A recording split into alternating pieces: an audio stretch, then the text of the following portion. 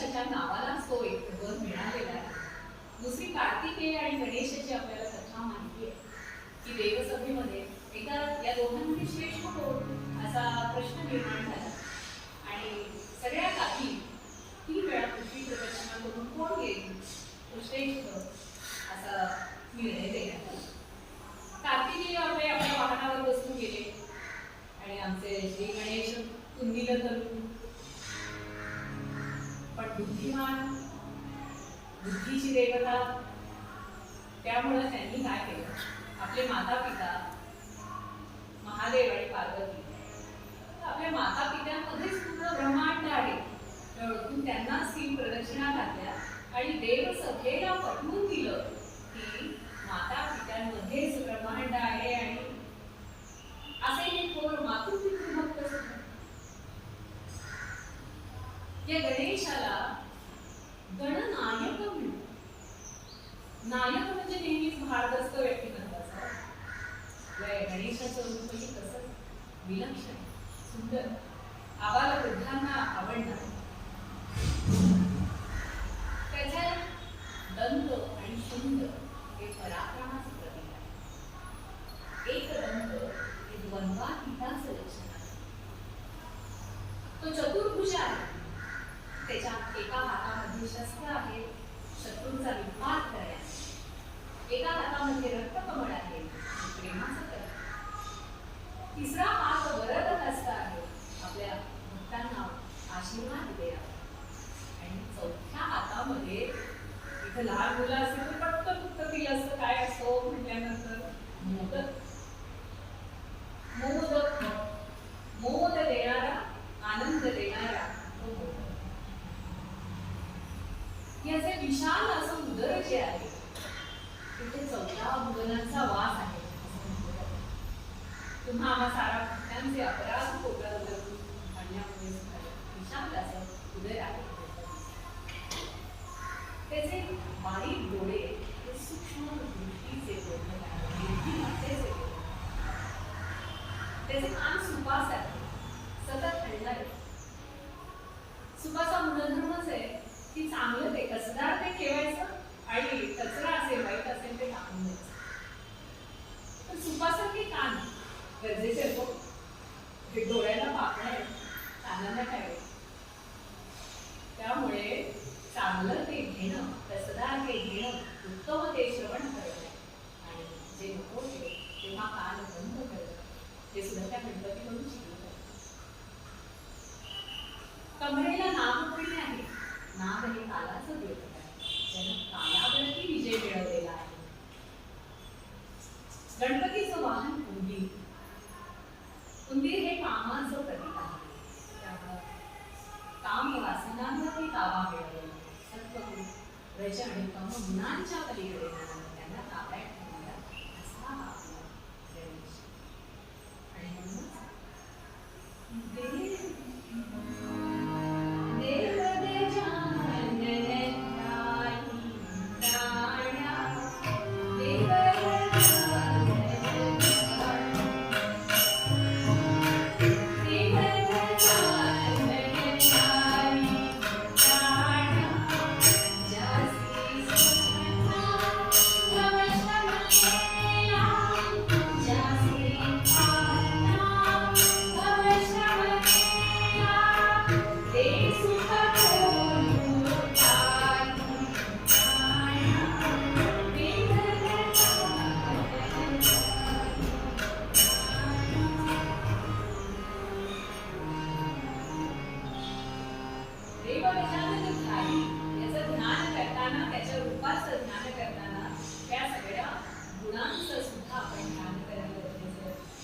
हे गुण आपल्यामध्ये या गुणांचा गुणाकार आपल्या म्हणूनच या गणेशाचं नेहमी स्मरण केलं.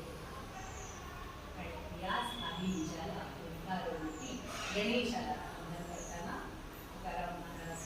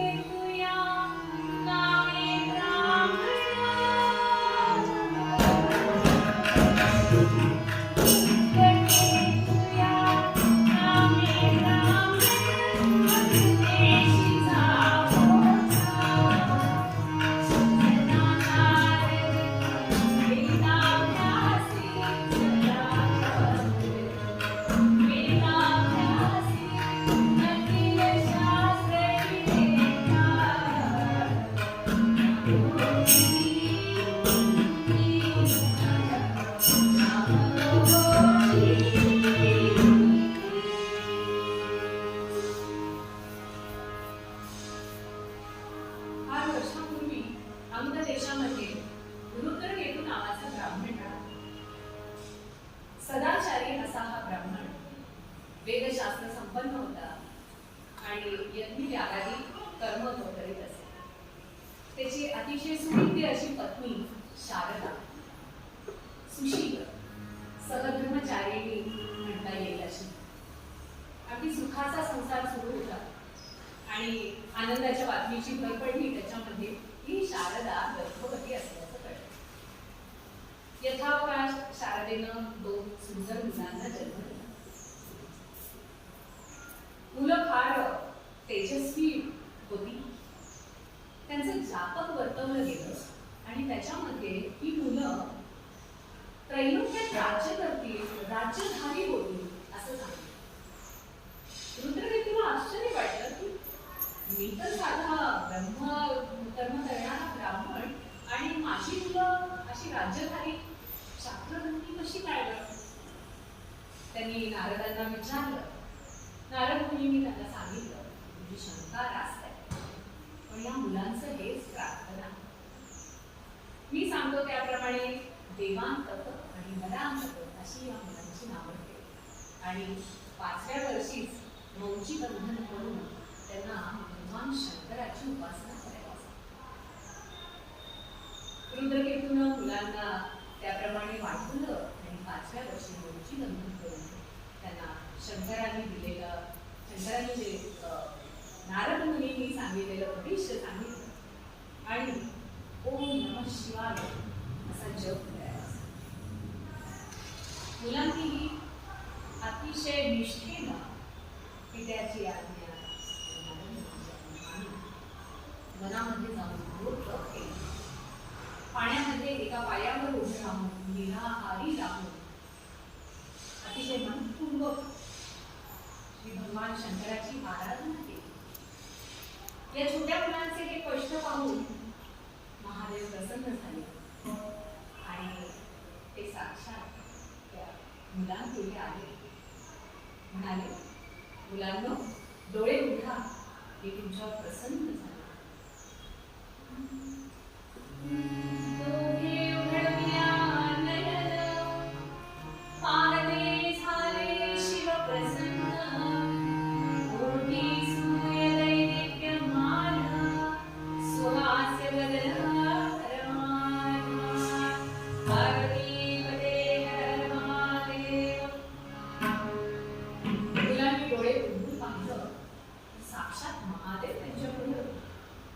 अतिशय तेजस्वी असं त्यांचं रूप होतं. जणू काही कोटी सूर्याचं तेज त्यांच्या चेहऱ्यावर. त्यांच्या भाल प्रदेशी अर्धचंद्र होता. मस्तकावर साक्षात गंगा धारण केलेली, चिताभस्म सर्वांगाला लेपलेला आहे असं ते रूप पाहून मुलांनी लोटांगण घातले त्यांच्या पायावर. महादेव म्हणाले, मुलांनो, तुमची तपश्चर्या पाहून मी प्रसन्न झालो. काय हवं असेल ते मागू. मुलांनी त्यांना वर मागितलं. देवा, आम्हाला मृत्यूच नसावा असा बोलत आहे. तेव्हा भगवान शंकर म्हणाले, बाळांनो, हा वर काही मी तुम्हाला देऊ शकतो नाही. ज्याला जन्म आहे त्याला मृत्यू हा आहे. त्यामुळे तुम्ही दुसरं काही देऊ ना. मुलं मोठी हुशार, वर कसा मागितला. दिवस रात्री माझी जाण, जय सावा परिपूर्ण. सुरासुर धरा पासोन, कदानित नसावे. दिवस रात्री आम्ही जे काही करू त्याच्यामध्ये आमचा जय होईल आणि आम्हाला सुर असुर नर या कोणाही पासून आम्हाला मृत्यू येऊ नये. महादेव भोलेनाथ त्यांनी तथास्तु म्हणून त्या मुलांना वर दिला. त्यांनी मागितले. कारण एवढ्या छोट्या मुलांची ही घोर तपश्चर्या पाहून खरंच त्यांना अचंबित झाले होते. अगदी मनपूर्वक त्यांना आशीर्वाद दिला. तर एका सदाचारी ब्राह्मणाची मुलं त्यांच्या मनामध्ये काही कपट येईल अशी त्यांना काही शंका पण आली नाही. पण मंडळी, अधिकार आणि सत्ता हे विषय असे आहेत की कोणाची मती कशी आणि कशी कुठे फिरेल. देवांतक आणि नरांतकाचंही अगदी असंच झालं. मुलं जशी मोठी होत गेली तशी त्यांच्याची आसुरी प्रवृत्ती वाढत गेली. आपल्याला कोणी अडवू शकत नाही हे या मुलांना माहिती होतं. त्यांनी आसुरांची सेना तयार केली आणि ज्या महादेवांकडून आशीर्वाद मिळाला आहे या महादेवांवरच विजय मिळवावा अशी दुष्ट बुद्धी त्यांच्या मनात. आणि त्या दोन्ही बंधूंनी असं ठरवलं देवांतक आणि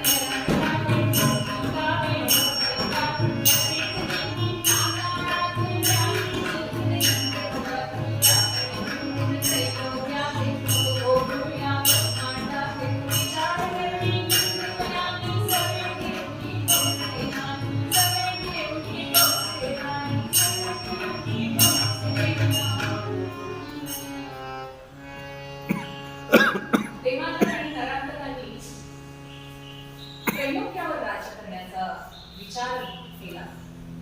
देवांतकांनी स्वर्गावर स्वारी केली. महादेवांना आपण दिलेला वर माहिती होता त्यामुळे महादेव कैलास सोडून निघून गेले. अहो विष्णू सुद्धा क्षीरसागरी जाऊन लपले. इंद्रादी सारे देव पळून गेले आणि देवांतकाचा विजय. सगळ्या राक्षसांनी असुरांनी देवांतकाचा स्वर्गाचं आधिपत्य दिलं. तिकडे नरांतकांनी पृथ्वी लोक आणि पाताळ लोकांवरती विजय मिळवला. तर हे दोघे एवढ्यावरच थांबले नाही. तो सत्तांध मनुष्य कुठेपर्यंत जाईल सांगता येत नाही. या दोन्ही बंधूंना आपली सत्ता अबाधित राहावी हा हेतू मनात घेऊन त्यांनी देवस्थान देवस्त्रिया भटकायला सुरुवात केली. आपली स्वतःची प्रार्थना स्थळ उभारली. ऋषी मुनी सर्वांना अगदी सळो की पळो करून सोडलं. धर्म पूर्णपणे बुडाला की काय अशी परिस्थिती त्रैलोक्यामध्ये निर्माण झाली. आणि या सगळ्या परिस्थितीचा परिणाम म्हणून देव गणादी ऋषी मुनी अक्षरशः सगळे भयभीत होऊन गेले. आणि सगळ्या देवाधिकांनी एकत्र येऊन त्या परब्रह्म विश्वरूपाची प्रार्थना केली. त्याला मनोभावे प्रार्थना केली की या देवांतक आणि नरांतकात सत्तांध झाले त्यांचं दुष्टांचं संहनन करावं आणि धर्माचं रक्षण करावं अशी मनोभावे प्रार्थना केली. ओम नमो जी अनंत अनंत रूपा अनंत शक्ती अविनाशानंद मूर्ती अखिलागती तुझी अशी सर्व देवांची मनोभावे केलेली प्रार्थना पाहून साक्षात परब्रह्म साकार झाले. आणि त्यांना आश्वासन दिलं की थोडे दिवस तुम्ही धर्माचरणाने वागा. मी कश्यप मुनीच्या घरी कश्यप मुनीच्या मुलामध्ये जन्म घेतला. तुका म्हणे नाही चालत जाता येईल. योग्य वेळ आल्याशिवाय मंडळी काहीही होत नाही. तसंच झालं. परब्रह्मानं त्यांना वचन दिलं. इकडे अदिती माता, अदिती म्हणजे देवांची माता, आपल्या पुत्रांचं हे असं गेलेले वैभव आणि आपले इंद्रादी सारे पुत्र स्वर्गलोक सोडून गेलेले ते तिला अतिशय दुःख होईल. पतीला अदिती बोले, पतीला अदिती बोले, इंद्रादी पुत्र जरी मला कसे करीते असुरा भीती, करीते असुरा भीती, पडती सोडून निर्मळ जाती.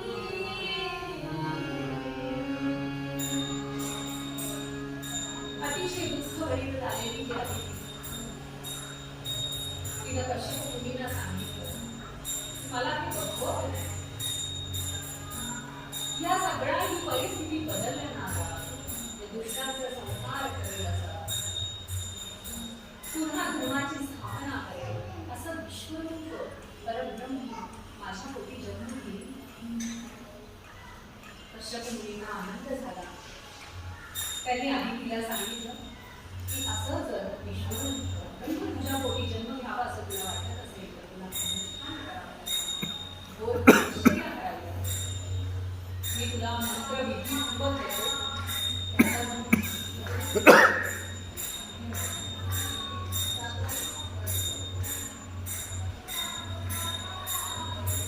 त्याचं अनुष्ठान करा आणि त्याप्रमाणे अतिशय गोड अशी तपश्चर्या अनुष्ठान केलं. तिच्या तपश्चर्येला तिच्या अनुष्ठानात प्रसन्न होऊन साक्षात परब्रह्म तिच्याकडून प्रकट झाला. आदिती मातेने आपलं दाखवणं त्यांनी सांगितलं आणि ज्या रूपामध्ये ज्या रूपाचं मनन आदिती मातेने केलं होतं, ज्या रूपामध्ये त्याला चिंतलं होतं, त्या रूपामध्ये परब्रह्म प्रकट होऊन यथावकाश आदिती मातेच्या पोटी त्याच रूपामध्ये माघ मास उत्तम झाड, माघ मास उत्तम झाड, नवी जगती पूर्ण माघानी लेखा चंद किरण जगद्भूषण प्रकटला.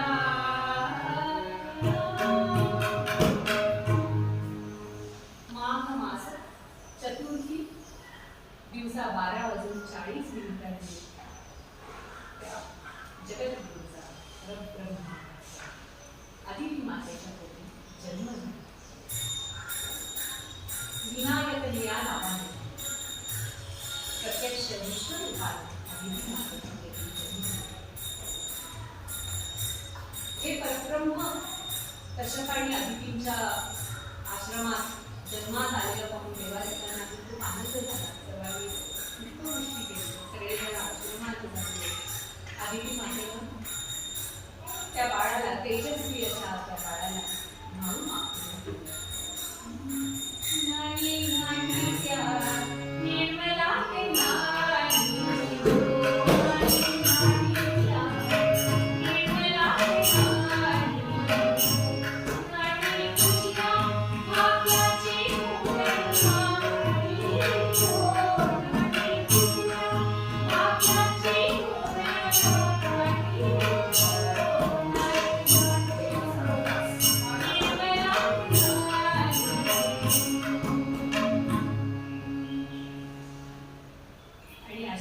तेजस्वी बाळाला आदितीनं पीठ लावली.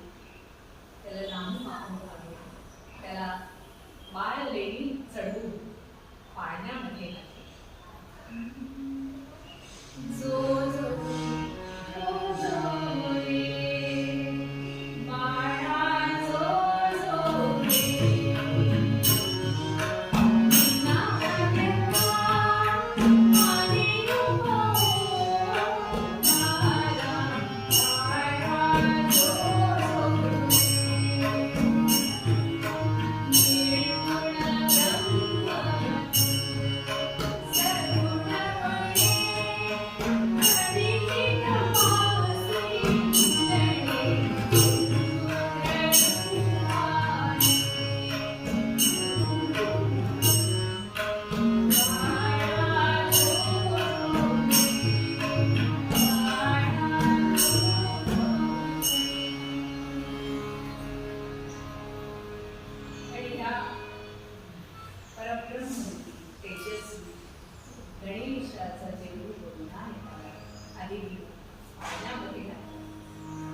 हाच तो गणेश जो आपल्या निरूपणाच्या अभंगामध्ये तुकाराम महाराजांनी सांगितले. आणि या गणेशाने चारही युगांमध्ये दुष्टांचा संहार करण्यासाठी आणि धर्माचं रक्षण करण्यासाठी वेगवेगळ्या रूपात चारही युगांमध्ये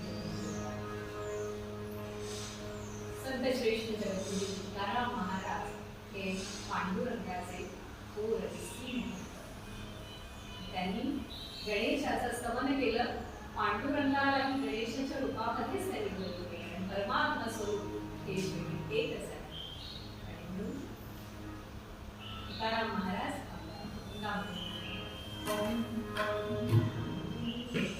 नमो आदिरूपा ओंकार स्वरूपा विश्वाची माय.